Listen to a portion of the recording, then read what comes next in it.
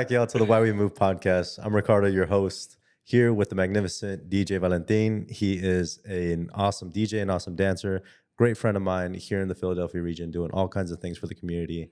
You got to check him out. Check out his page. And it's Dance Philly on Instagram and Dance Philly on Facebook as well. There we go. Dance Philly. Check him out.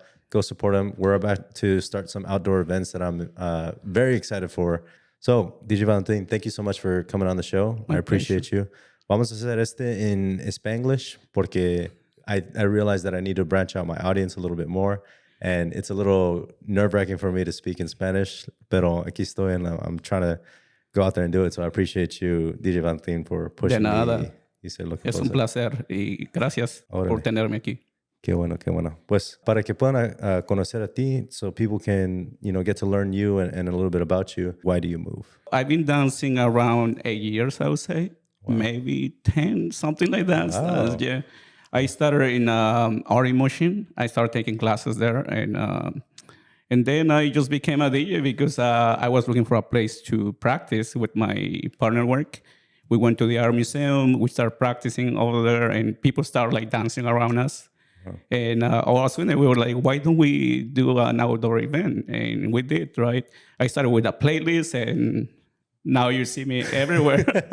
I became a DJ after that. That's crazy. ¿Y cuánto tiempo tienes siendo DJ?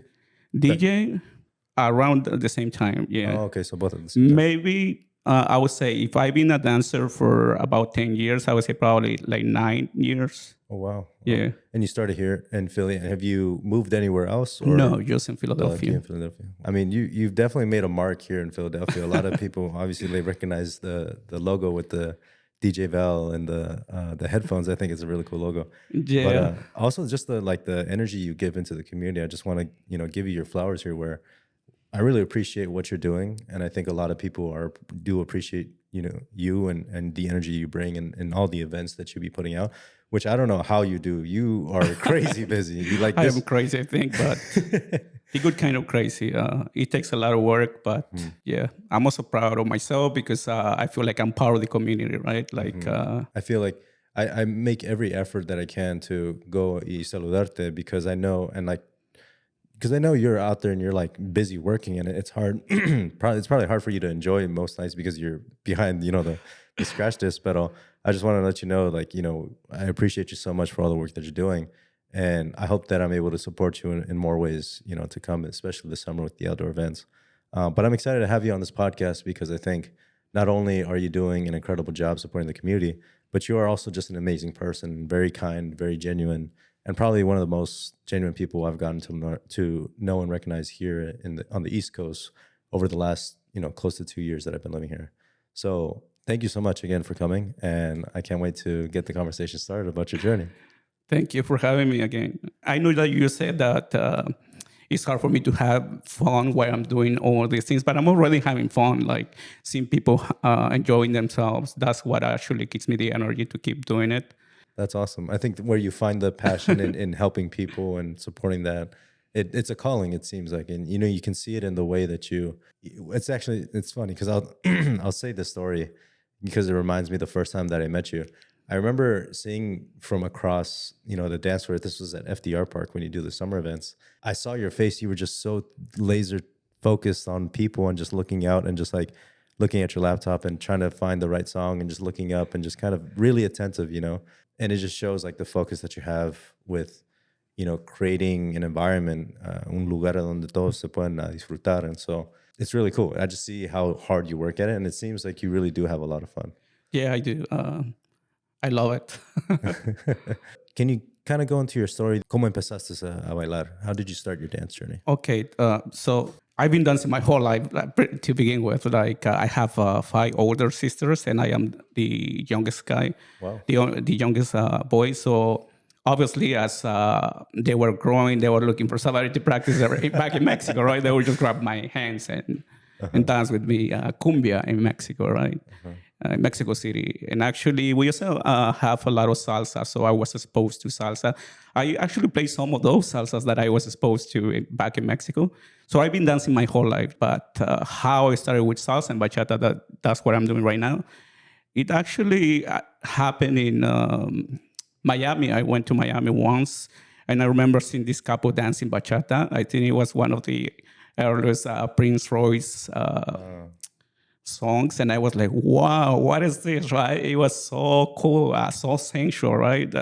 So passionate, and I fell in love with it. I was like, I have to learn how to dance this. So when I came back to Philadelphia, I started looking for studios.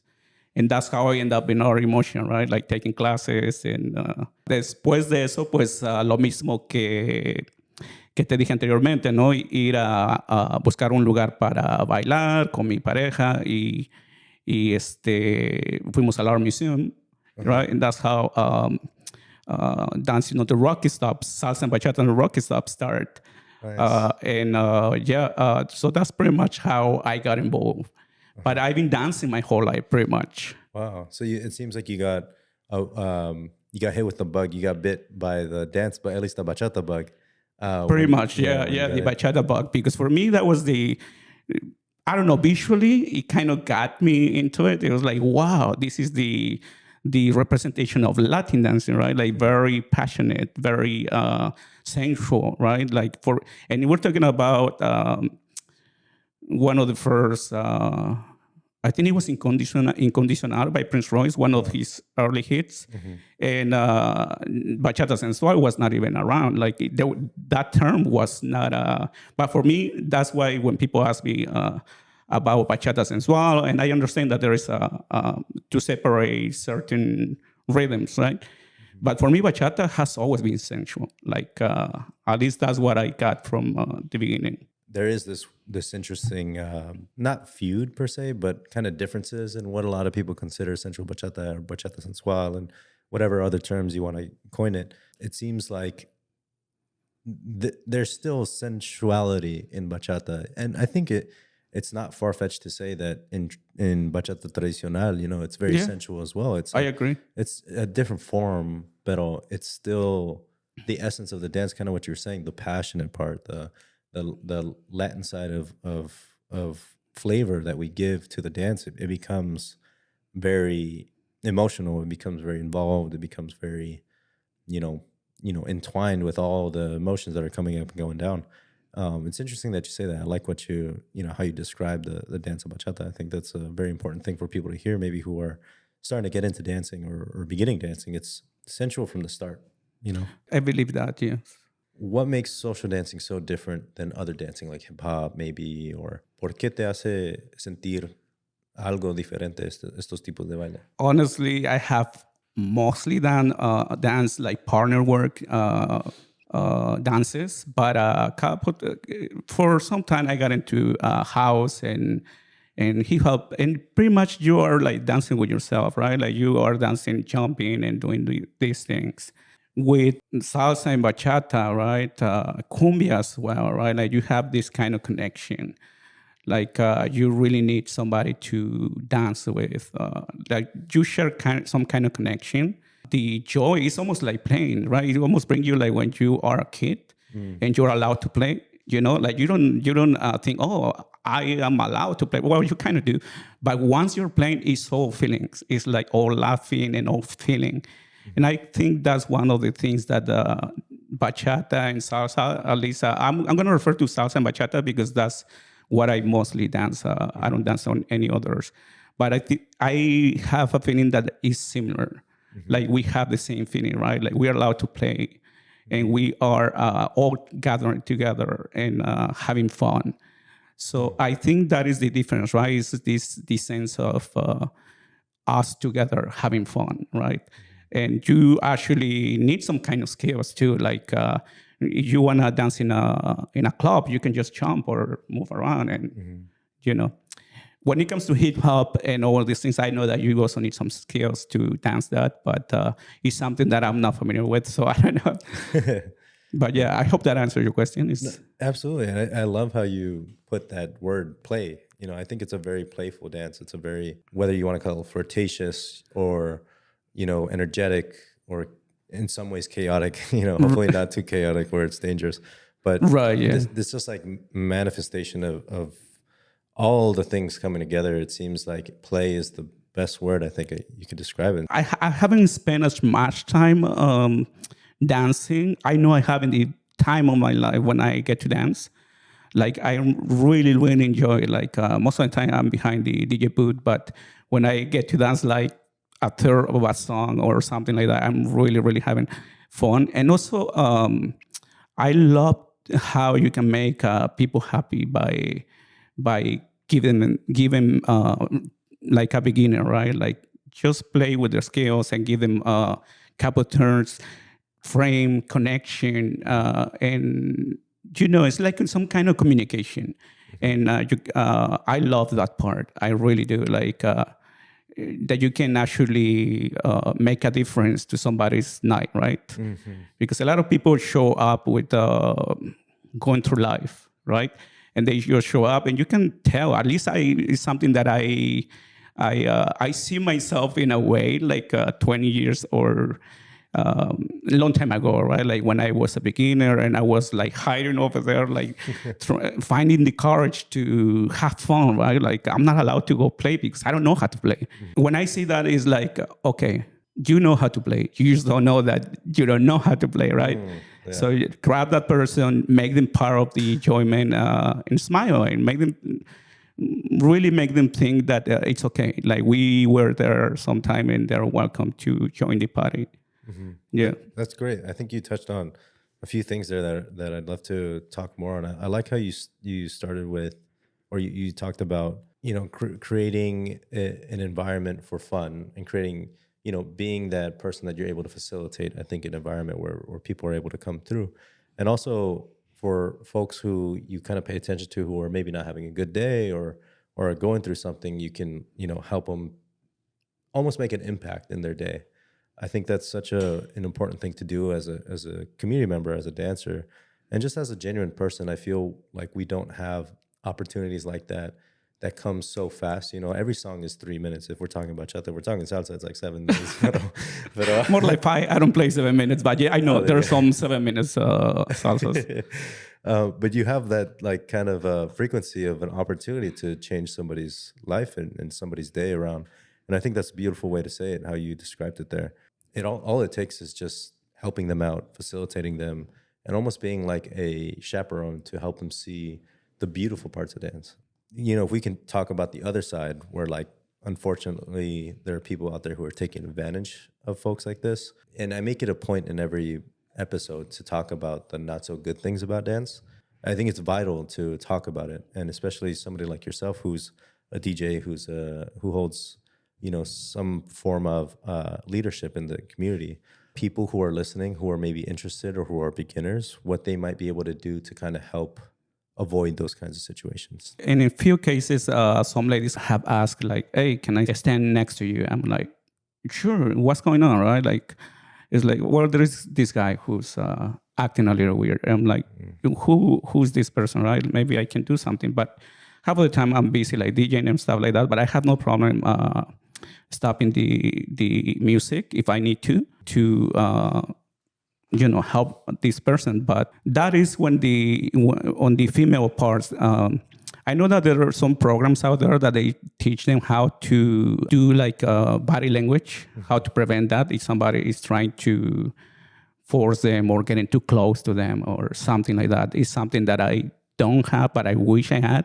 Also with the guys, right? Like it's weird because at one point I was actually showing up to the socials when I was not as busy and not as tired, because now I'm very busy. And I remember a couple of times they were asking, "Hey, how did you do it to dance with so many beautiful ladies?" And I'm like, "Well, how do you do it? It's just a dance."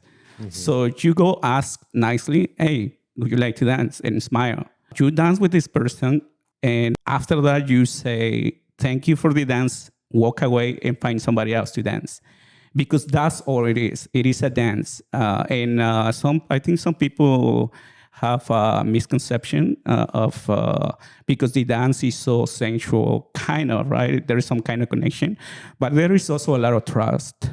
And that trust is built, right? Whether it's through weeks, days, months, years, like you have a dance with somebody and you are not being creepy, because there's a lot of Not a lot. I like to think that not a lot, but some guys who and ladies too, right? So my advice is not being creepy, right? Guys, don't be creepy. Ladies, don't be afraid to tell the organizers if somebody is, like bothering you or you feel some kind of harassment. It shouldn't be happening. We're a community, even though it seems like we are doing something else with our bodies because it's very, very sensual, right? It's just a dance. I want everybody to know that it's just a dance and we're all having fun and we all respect each other. I think it's probably very refreshing to hear somebody like you say that, because it's, I think a lot of people don't think that, or they're maybe mindless about it, but it seems like, I mean, it shows that you are very adamant and you are attentive to it, and you can be that safe place for people. And I think that's so important, because in these events that are out here, a lot of DJs, a lot of people, they don't care. They just let things go by. And it's only because they're making money or whatever, you know what I mean? But I don't see that in you. I don't see that you're out here for the wrong intentions. I genuinely trust and vet you that you are doing things for the community and you care. Because it shows, like in this conversation alone, but also in just your mannerisms, the way you carry yourself, and essentially the environments that you put in. So I appreciate you for saying that. And I'm also trying to make a difference with the rest of the DJs whenever I have an opportunity, because I don't want to police anyone. Like that's not. I don't think is the right for anyone to do that. But whenever I can, and something comes, and I have an opportunity to share with other organizers or other DJs, or even a friend, right? Like talking about it, I think it makes a difference. Like if you share your opinion that is not okay, maybe the person that you're sharing it with, this person was not even aware that they were doing something wrong, or they had the wrong impression, right? Mm-hmm. So I think it's good to talk about it, to say it's just a dance and be respectful. I think the more we talk about it, when the opportunity comes, right? Because again, policing, I don't think is leading to anything. But yeah, I think it's important. Like I said that because it opens the opportunity for people to change. It opens the door, right? For folks who maybe just don't know. And like, I think I can speak on that from personal experience. Like when I first started dancing, I was 21. I was fresh, like just going out to the bars and clubs everywhere I could. But then, of course, I started dancing, and it was a little different. But I would still use alcohol as a crutch, and I would go out and I'd be sloppy drunk, and I would I apologize to everybody, if my past, who maybe I just came off as a little too stubborn or too, eager to dance, because essentially that was like the fire that was lit, for me. It was just, I just wanted to dance. And I think I maybe have offended people in that journey. And so I look back at it and I think, wow, I'm such an asshole for doing this. But I feel so grateful for the people who kept me in line and who said, hey, Ricardo, like, you should not do that. Or like, hey, you're being too drunk. Like, you're too sloppy on the dance floor. You're just making people feel uncomfortable. Like, I appreciate the people who were able to speak to me and not just cancel me, because I don't think I would be here now, and I wouldn't be dancing,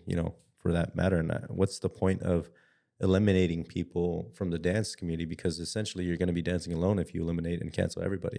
So, and also I think like, why it's important to tell people that, let's say the guy is not, maybe he could also be that he's doing something unintentionally, or maybe intentionally, who knows?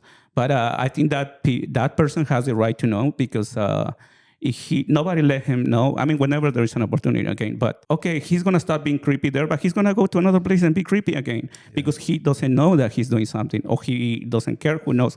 But now the decision is his. So I think it is important to let people know that or communicate, even they're not doing anything, talk about it. I think the conversation right now that we had was predominantly over men, but again, it does happen to everybody. It happens to a lot of people, and it's not to one or two genders. It happens everywhere. And so I think it's important to note that it's happening to everybody, and the more we are able to talk about it, like you say, the less it's going to happen. And so I think we just wanted to add that, because I think a lot of people might misconceive this as, this is just an opportunity for two guys on one podcast to talk. Whatever, right. But I it's agree. not that. I think it's because I dance with other, leads as well. I like follow sometimes, and like I get that, creepiness from other people too. But it's not like I want to cancel those people either. You know, I think like I would rather have that conversation and it be, you know, from a genuine place, because it happens with women, it happens with men, it happens with anybody who's, you know, identifies as whatever. It's just a simple matter of fact that it's not welcomed, I think. And I think people should just know that. So that way we can just keep the environment fun and playful, like you say. Yeah, I agree 100%. I'm glad that you brought that up. I know we're talking about just guys, right? Or we're using the word guys need to know this, but in reality, we're referring to everyone. Yeah, I've been scratched on my leg. I've been scratched on my back. I've been like pulled to like close to kissing. All the things. Yeah, You know? same here. Like, I actually had to like use body language. It can happen to anybody, you know. But anyways, I appreciate you sharing that. I think it's very important for people to who are listening or who are watching to get the notion. You know, after dancing for close to a decade now, you've learned a lot. And I know you had said that you mainly dance salsa bachata, but I know you dance zouk as well. Yeah, that's so guess what? Yeah, so I think it's important I that try. which is a beautiful thing. I think we're all learners, you know. Yeah. I'm still learning, and everybody here is learning. What is the growth that you've experienced, and maybe the best lesson that you can take away from dancing all these years and dancing these, you know, 3 specific social dances? So I would say try to dance as many genres. Like I know, like in the case of bachata, right? Like there is some dancers who dance bachata sensual, but they don't want to dance bachata traditional. It seems like I'm talking about a specific group, but I promise it's not. Or some people who like to dance on one, and they think that they shouldn't dance on two. I think that the more that you challenge yourself, the better dancer that you want to become. In the case of souk, not just in salsa, right? We can talk about salsa. That there is salsa on one, salsa on two, casino. There is salsa caleña. Just in salsa, right? Challenge yourself within those rhythms. Well, at least give it a chance, right? I think that will make you a better dancer. By experience, I can tell you that for me, the hardest part was slowing down. Like my mind was overthinking. It always overthink, but it was hard for me to slow down. And souk kind of click when I started doing souk. I close my eyes, and it's so beautiful, right? Like you just slow and feel the layers, and that actually helped me a lot with my salsa. It helped me a lot with my salsa. It helped me a lot with my salsa dancing, with my bachata, with everything. So I would say experience with other genres. Keep at it. Keep practicing. I think of it as bridging different connections in your brain together to kind of create this experience that you're able to not only like, you know, feel a lot more on the dance floor, but like be able to carry it into many different dance floors, you know? Yeah, like I zouk agree. is danced in a lot of places, mainly of course in Brazil, because it comes from, at least Brazilian zouk comes from Brazil. And then kizomba, if we want to talk about kizomba, in Africa and other places, you know, around the world now that it's catching on, but salsa bachata, pretty much all of Latin America, basically, and beyond, way beyond. I think there's like places, I think in Hungary that puts on congresses like every weekend or whatever. Amsterdam, I just learned from Miguel, puts on a pretty big scene, you know. I think it's a beautiful thing because it's a common activity that you can experience with anybody. All you need is your body, and all you need is music. Yeah, exactly. I agree. It's like working out, right? Like if you keep doing arms all the time, eventually you need to change it. You need to do something else. So otherwise, it's not going to work out. You're going to start growing, right? Exactly. Or you're going to start targeting certain muscles. You got to, yeah, it's the same. Yeah, or you're going to hurt your dancer when you're a follower when you're spinning because your biceps are too big. Yeah. No, that's a very important thing. I think everybody, you know, watching or tuning in should, I think about at least, you know, it doesn't have to be like you have to learn every dance, but, you know, experiment from here and there. You go to a zouk social, go to a kizomba social, and just partake in the lesson and just have a good time, because in essence, you are connecting to the music in whatever style that you're dancing in, but you can find yourself connecting to it in a different way with another music style. I'd like to ask you this next question. For you as a dancer and as a DJ, how do you choose to connect with the music? Essentially because you're the one kind of controlling it in a way, puppeteer. But how do you choose to connect with the music when you're on the dance floor and maybe even behind the DJ booth? It's two different things. When I am in the dance floor, it depends who's playing, right? I kind of have a theory that I don't choose the music, but the music chooses me when I am a dancer. So if I hear one of my favorite songs, I have a few favorite songs as a dancer, or something that means something that remind a part of my life, right? Like a breakup or like something like that. I was like, fuck, I gotta dance this one. So that's as a dancer, right? Depends who's playing and what they're playing. When it comes to DJing, I pay attention to who's showing up, right?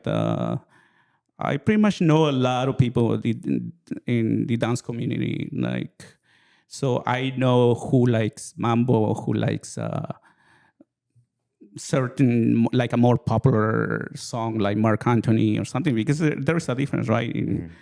Or bachata sensual, or I try to give them a little bit of everything. That's how I choose my music when I'm really in the crowd.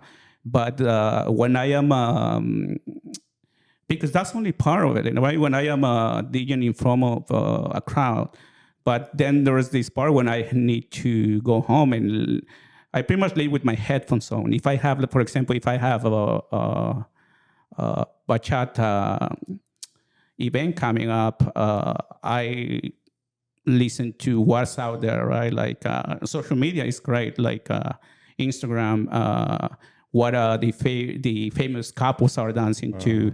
So I start making my selection, and that's how. So I have like a folder or a selection of this kind of bachata, and then I also have the most popular ones, just in case who show up. So that's how I prepare myself.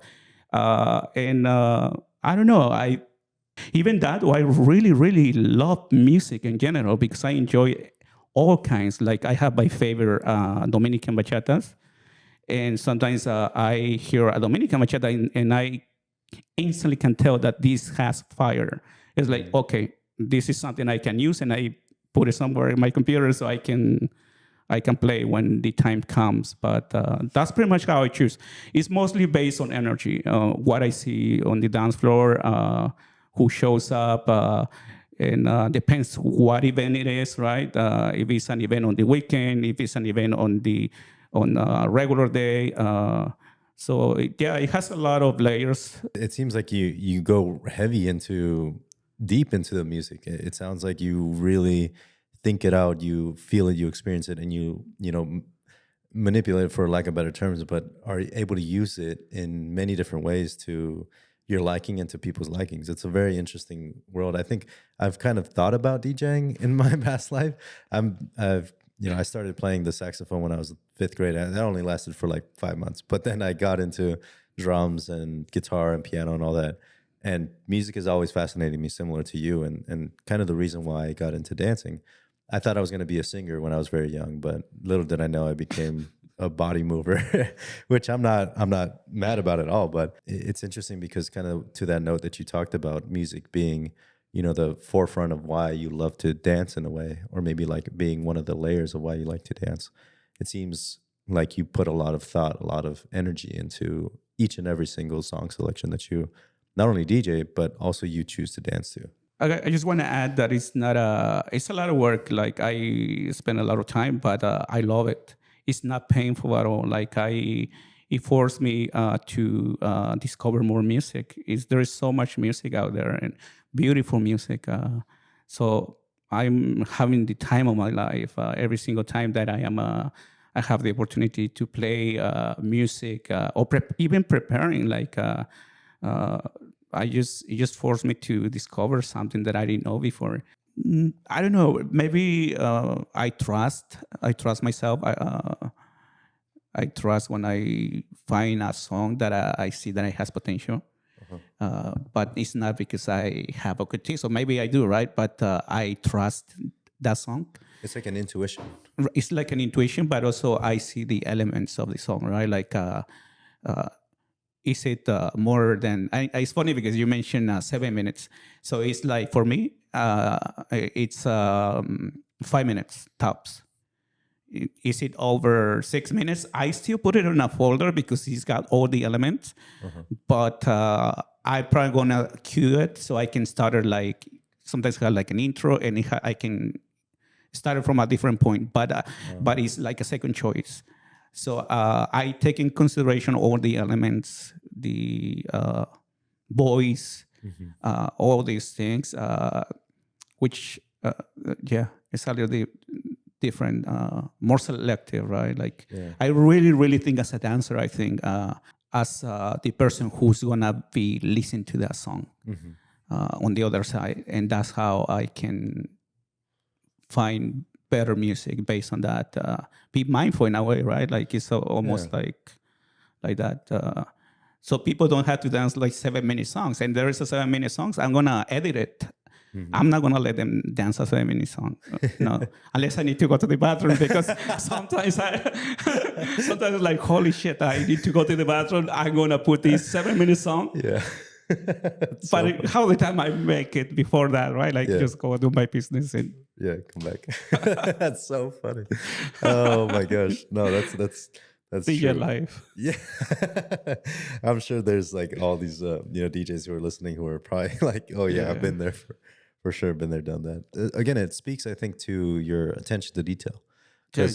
And I think similar to a dance, right? Like you're dancing with another person, you care about, at least you should in a way, care about not only how you feel during the dance, but like, of course, the other person who you're dancing with, it's an actual person. It's not just an object. It's not somebody who you don't care about. It's a partner. And I think similar to this way, you care about the people out there who are experiencing your music. It's like a dance in and of itself. You're dancing with people's ears in a way, people's minds. I agree. And also, now that you mentioned that, right? Like you said, like you caring for the other person. In reality, is that like when you're dancing, I feel like you're having some kind of communication with the person you're dancing with, and I think that that's another thing that people who has like are a little creepy or like have bad intention are actually missing out about that, because they're missing out about getting to know the person, like having maybe if it's you can have a friend, you can find a friend because you're having a conversation with that person. And it's building trust, right? Like you are doing these movements and you're laughing, right? Because you're having the time of your life. You might mess up and you're laughing. And you just, even with that, you just walk away. That doesn't mean that you own something to that person or she owns you something. No, it's just that. And see the person, right? I think that makes you, if you do that, that automatically makes you like 90% a better dancer, right? Because you're not gonna be tense, you're not gonna be dealing with this. And of course, practicing 2, 1, 2, 3, 5, 6, 7 all the time. But other than that, is connection. Forget about 1, 2, 3, 5, 6, 7 when you are in front of this person and just dance and get to know that person, because it's a conversation too, right? Amazing. Yeah, absolutely. I think it's as dark as it might be in these, places where we're dancing, or as loud as the music might be, there's still conversation to have. If it's nonverbal, it's still, I think it's probably even more deeper conversation, because you're essentially trusting a lot, kind of like to your point. And I think I want to also talk about this slightly as well, as like you had mentioned, for those people who are maybe being creepy or who are not, being their best selves on the dance floor, is they're missing that connection. I think, probably some people do that because they're hurt inside themselves, like hurt people, I think I'm a firm believer in that, gente dañada daña la gente. And so it's interesting that, maybe we can see those people with different eyes and perhaps give them a chance. I think like repeat offenders might need a little bit of a harder talk, a little bit harder conversation. Yeah.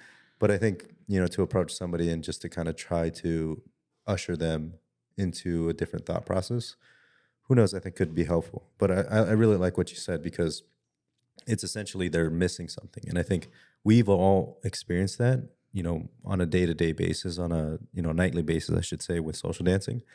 So we understand the beauty parts, the beautiful parts of it. And ¿por qué no lo queremos compartir con nuestra gente? I think it's something it's important to share, because why keep it to ourselves? Yeah. I think it's a beautiful thing to be able to share with others. I agree.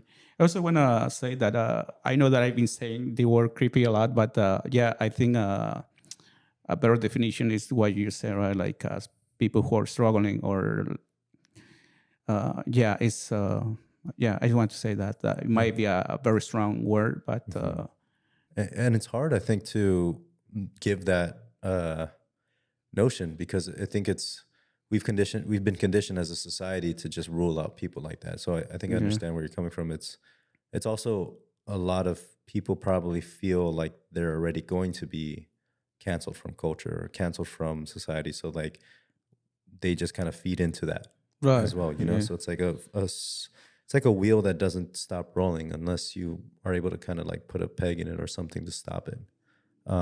It's just going to keep going until it causes more and more damage. Outside of dancing, outside of DJing, which I think seems to take up a lot of your time, because, or at least I don't know where all your time goes because you're so busy organizing things. But outside of dancing, what occupies your time? well, yeah, as you said lately, that's all it takes my time, right? I'm so busy. Like this week, I am DJing 4 times, Oh, wow. so that leaves 3 days. And also next week and so on, right? Like I've been very busy lately. So I would say my cats and my girlfriend, when I have a chance, like we spend time together. But other than that, at the moment, that's all it takes my time, like preparing, practicing. Now I'm doing DJing vinyl, so that's even worse. Not worse, it's actually beautiful, but it takes longer to prepare. Right. So I would say DJing lately is taking, or even organizing and all these things, is taking most of my time. I'm very happy about that, but also I am about to change that because I do miss a lot of things that I used to do before getting this busy. Like capoeira, right? Like Oh, no kidding. I love playing capoeira. I love connecting to my body, right? Swimming, boxing, or taking care of myself, right? Like walking. There are some other parts of my life that I do miss. Having the time of my life and everything, but I think I need to spend some time in other parts too that I do miss, and I think they're important as well. I hear you. I agree. I can relate with you on that. I've given up a lot of things to not only like kind of run this podcast, but of course my work in videography and photography, and a lot of work dominates my life right now, which I'm not upset about at all. Similar to you, I'm having a lot of fun with it, but I think there are definitely parts of myself that I've lost that I would like to reconnect with back. Right. Yeah. Because I think it just adds back to all the things we're doing, and to our work and to dancing I and to agree. everything. Yeah. Totally. Well, Valentina, it's been such a pleasure to have you. Such an honor, honestly. Thank you, Ricardo. Yeah, I would love to maybe, of course, give you a shout out. How can people find you online if you're comfortable sharing that, whether it be on Instagram, Facebook, TikTok? Well, they can find me on DJ Valentin Flores on Instagram and DJ Valentin on Facebook. I also have my company Dance Philly on Instagram and Dance Philly on Facebook. And I'm working on my website. It's dancephilly.com, but don't go check it yet. Okay, I'll have it ready in the next couple of weeks, hopefully. But awesome. yeah. And how can people find more of your events, more of your the nights that you'll be out DJing? Is it on your Instagram? Where can people go as a main resource? Instagram is probably the best place to find this information at the moment. I'll check the DJ Valentin Flores on Instagram and Dance Philly. That's where I post most of my events. And I have couple surprises coming up this summer. So yeah, I'm Oh, excited.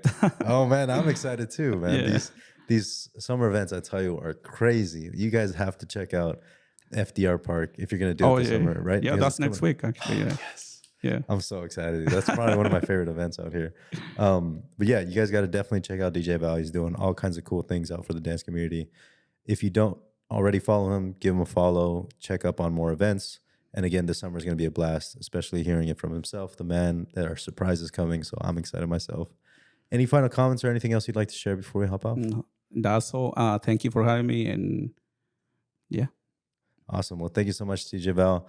Let's go ahead and cue up the buzzer. That's my boy Carl behind the podcast engineer here. He's the man. Thank you so much for coming, man. I really appreciate you. And as always, thank you guys again for coming and tuning in to this episode of the podcast. It's been a delight having DJ Val here with me. To close it out, of course, you guys already know what's coming. If you see us out dancing, save us a dance. See you next time.